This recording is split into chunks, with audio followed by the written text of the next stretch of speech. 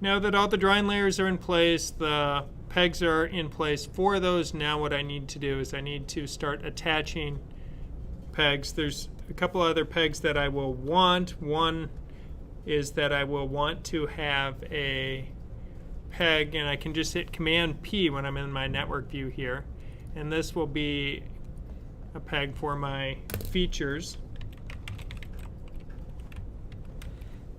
And I'm going to want to also have a master peg so I can move the whole head. So I can Command P again, rename that. This will be my master peg. So now that I have those, it's a matter of connecting these together and getting everything correctly done, because we know that the master peg will of course connect to the features so that when I move the master peg, everything moves. Now when we look at the facial features, the ears are going to typically be animated independently, because if I'm trying to move the features across the face, it doesn't quite make sense that the ear would move with it. So if I move the face over here, the ear should be sliding behind the head, not continuing off to the side. And I can demonstrate that once I start getting everything connected. So we have the two ears right there, but I'll want a mouth, and I'll want a nose, and then I'll want a pupil, and I'll want the back eye, then I'll want the front eye, I want the pupil front, the eye front, and then eyebrow. Another way you can connect things, if I click on this and then hold down Command, if I click on the little box on top, it draws the arrows so you don't have to drag. So if you find that dragging where your network view has gotten a little big and it's hard to kind of drag correctly, that's a nice way of connecting. So you just select this, hold down Command, click, and it connects the line. Now if I wanted to connect another piece, I'd click on it again, hold down Command, and click. But the head isn't going to be part of the feature, so we won't want that. Now the master will also connect to the head. The master will then connect to each ear. So I can drag it or click on it, hold down Command, click, and now it drew the line connecting it. So we can see we have the features, the ears, and the head all set up. So now what I want to do is I also want to just highlight everything and then go Window, Toolbars, Scripting, pull that up, because I do want to set it up so that because I set all the pivot points already, so I want to have my pegs using the pivot of the drawing layer. So my parent peg will use the drawing layer pivot, so we use that little option there. So now another thing I'll want to do is select on my transform tool that I'll be animating with, and if we just hide that temporarily, I'll modify this and say choose the peg. So by clicking that, it makes sure it chooses the peg. And in case I choose the move tool, the rotate tool, the scale and skew, they're all now using that same tool option. The transform tool is just the same as those tools there. It just is not, because sometimes you'll want it to only rotate or only translate, so it's easier to use those than trying to kind of get your cursor into just the right position that it gives you the correct transform option. But if you know that, just the generic one will work in most cases. All right. So if I grab my features peg, we can see it highlights those features. And I'll notice when I grab the features, if something's not highlighted, like the mouth, I know that in my rigging I must have missed something. So click on it, hold down Command, click, add back in. Okay, now it's connected. So now I can now take this whole features rig and I can move it as a unit. So we can see now I can move it as a unit, and we'll take care of what happens when we go off the face in a moment. But if we start with it here, let me just undo that movement. I'm going to go into my timeline view here. Now, looking at this, it's really useful when you are doing the animation like this to click in that timeline and then on the master peg layer. So collapse everything, then on the master peg layer, hit F6 to insert a starting keyframe. That guarantees everything starts in this position. Because otherwise, if you go some frames out and then you go to animate something, and then you animate a few layers but not all the layers, then you go further out and keep going, sometimes you'll find things kind of float their way to that next keyframe and you'll be like, well, that's weird. So if you give a hard keyframe at the beginning, that can help. Now, so now I've clicked out at the end. I'm just going to hit F5 to extend my exposure. So I have a keyframe at the beginning. So if I want at frame 10, my features here, if I want those to move, what I can do is I can now just move those. If I know I want everything to be kind of, this is the head and I want the head to behave like a head, then what I might want to do is I could even just hit F6 at this point and then start moving. And now if we just do a little bit of movement for the head, a little bit of movement for that ear, a little bit of movement for this ear. Now I'll notice that the ear is wandering in front of the face, which tells me the ordering of my layers is probably not correct because now the ear is sitting on top of the eyeball. So if he's a weird irradiated mutant who has seen the cosmic rays cause his body to change, yeah, then that would make sense. But because that's not the case, we know that I want this ear to go behind everything, so I can just drag it in the composite to the back. So now we can see that that same ear is now behind. So we can see just by moving, okay, the ear I think will be gone at this point, so we'll want to just lose it. We create the illusion no head change. If you have round-headed characters, it's really easy to just rotate the features around the face. If you have sculpted faces, it will require a little bit more work. But now we can see that I've created a nearly convincing basic illusion of movement. Now, if we wanted to continue this a little bit, I can move this over. So we can see, okay, that moved over. So now I need to select the ear, move the ear a little bit. At this point I want to rotate and even scale the ear up a little bit because it's now in front, so we get that kind of change in size going on. Very easy. The problem we're running into is now the eye and eyebrow and things like that extending off. So that's where we're going to have to introduce our next concept of the cutter object. So it's possible to create now a parent-child relationship with the eye. So I have the pupil for the back eye, I have the eye itself, but I want the peg for the eye to move the pupil. So when you move the eye, the pupil moves. But then I can also just move the pupil within the eye. So we're going to look at both of those.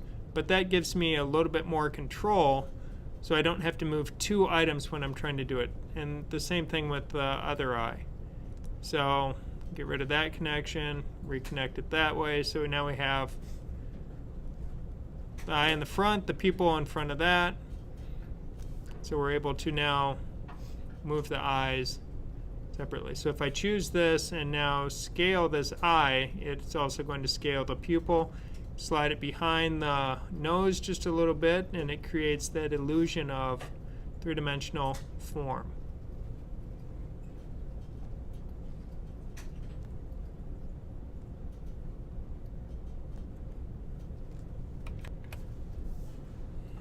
So now that the head is here and starting to extend out, what we realize is if we keep moving it, we end up with an unacceptable situation. That's not really going to work. So I'm going to go further out in space here for the next movement on it. I can hit F6, insert a keyframe. Now when I move those features, we'll know that, yeah, that's not going to work. So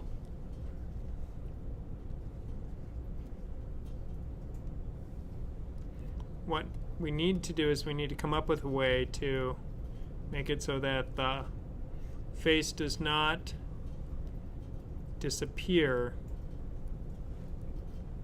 in the way that it's doing so.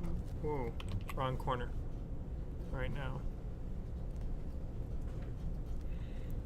So the way that we can do that is in our module library, and we have a really nice option called a cutter. And the way that the cutter works is the cutter takes a piece of artwork, it takes a mask to be the masking element, and then it outputs into your display. And the cutter, if we were to say do the cutter, I'm just going to do the cutter with the mouth right now for simplicity's sake. So if I take this cutter, and I'm just going to pull my composite down so we have some more room to look and talk. Otherwise, all of the connections get a little too hard to see. So I have the cutter here. And when you are in a module, if we look at the module, it has two inputs and an output. The right input is going to be the artwork you want to keep. The left input is going to be your matte or your mask that you're working with. And then the bottom is going to be the output. So that's how the cutter works. So we're going to put this in on the mouth. And what I can do is I can drag the connections, or if I hold down Option and Option and drag, it will try and go, well, do you want that to be the artwork or do you want it to be the matte? And it goes, yeah, sure, I'll help you out here. So I'm doing that by holding down Option. If I just drag over, nothing happens, but when you hold down Option, it does its best guess of what you want. And make sure you let go of your mouse before you let go of Option, otherwise it disconnects, which is what just happened there. So now I am now choosing to cut, but I haven't chosen what my matte or my mask is going to be. But in this case, I know that the mask I want is going to be the head, so I can drag and connect the head in as my matte. Now if I go and grab the mouth and move it, we'll see that the mouth is disappearing. Now what's happening here is the way that the cutter works, it assumes that the matte you put down is where you don't want to see it. That's the default option. So we have to invert the cutter. That's just so when we're using these cutters like this, we now invert them. So now when I move that mouth, you'll see that it disappears when it tries to extend past the head.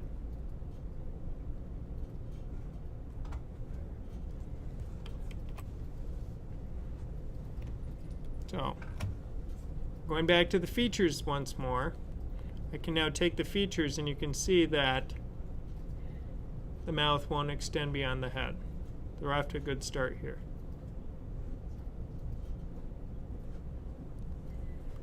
Now the other problem is I have some other features, and you will notice that my cutter here has one input for the artwork, one input for the matte. If I try and say, well, I want to add the pupil to it as well. If I try and drag the pupil in, it disconnected the mouth. So that's bad. Adding in a composite, so I'm going to disconnect the mouth from that for now. So now we just have this plain cutter looking here all lonely, wishing it had something to do. I'm going to bring out a composite, and for this composite now, we'll stick the mouth on the composite. Oh, missed. Mouth on the composite.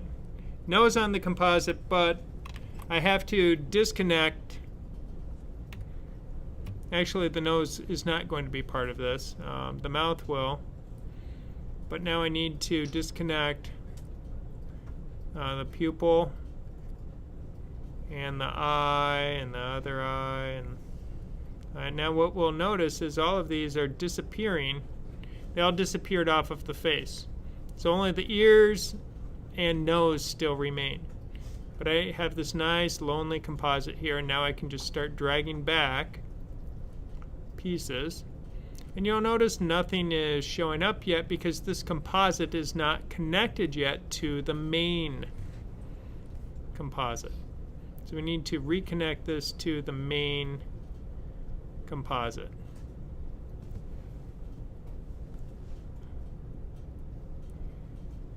And now they come back. So now that they have come back, they're going to behave. They're all still part of features, but now it's changing their viewing option. But instead of connecting that composite here, what we can do is connect it to the cutter. It's connected to the cutter. The nose exists. Because the nose is not part of that, the others are disappearing.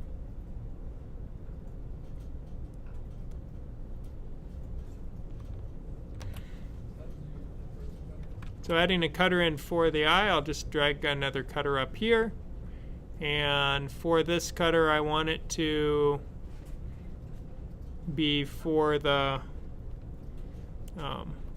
pupil. So we'll drag, missed again, hold down Option, gets it in. So it's for the pupil back. And then eye back is going to be the mask for it. Invert that. So now, if I try to drag the pupil, it disappears. Here we'll zoom in so we can really see.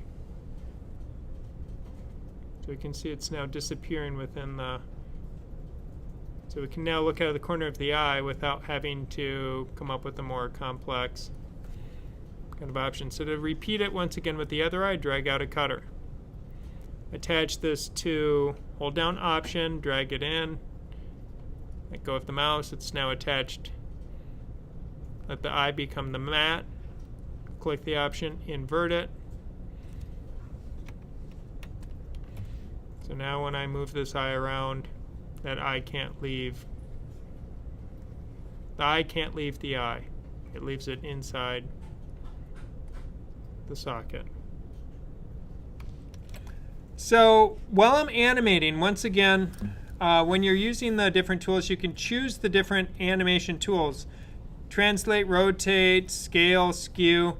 But if you just use the main animation tool, that often works really well. Now if I select something, if I choose the eye or if I choose the nose, if I hit B, it moves me up the chain of pegs. So I can now look over here, and if I click on the nose, that selected the nose peg. If I hit B, it moves up and I choose features. If I hit Shift B, it goes back down. So I can just hit, and if I hit B again, it goes up to my master peg. So that can be a very quick way to navigate while you are working. So as you worked on your projects and we're working on getting things to behave, I went and modified it. So if you notice now, I get to keep my black line, the outline around it, which makes it look a little cleaner while it's animating. And the process for doing that is fairly straightforward. It just requires the use of an additional module. So I'm going to delete the modules I put in that made that happen, and I did for the eyeballs as well as the face.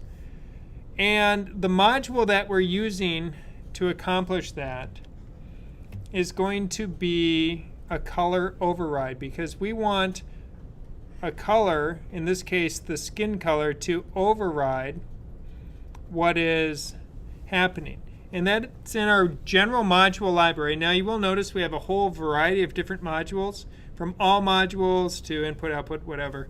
But the ones we're using today are under favorites. So for this one, it's called color override. So I can drag a color override out, and in this opportunity, I'm going to do it first for this eye. Now if I zoom in on this, on the eye, Look at it. Currently, if I drag, we can see the blue goes into the black outline, and that looks kind of junky. Not a big fan of that. So if I want to fix that, the color override, so that will be for my pupil front. So I can option drag this into my pupil front pipe, or I can now take that connection and manually connect it into that. And then what I have to do is say, oops, sorry, that's wrong item, my bad. Hold on. It's not pupil front we want to connect it into, but it's into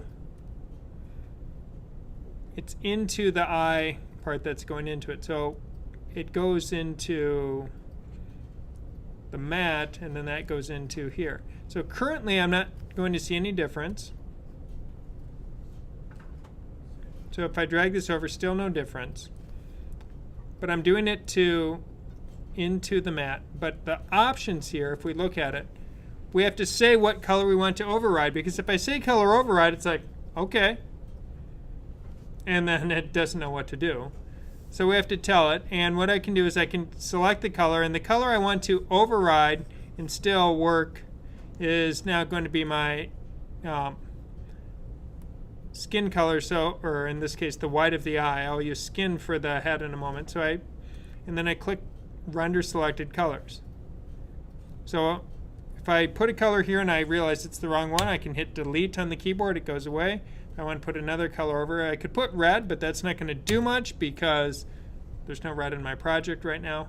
But I know white is in the eye. Render selected colors. So now I have a color override occurring. And now when I drag it over, we can see how, if you look closely, the black line, the blue does not now go into it, but the blue sits where it needs to.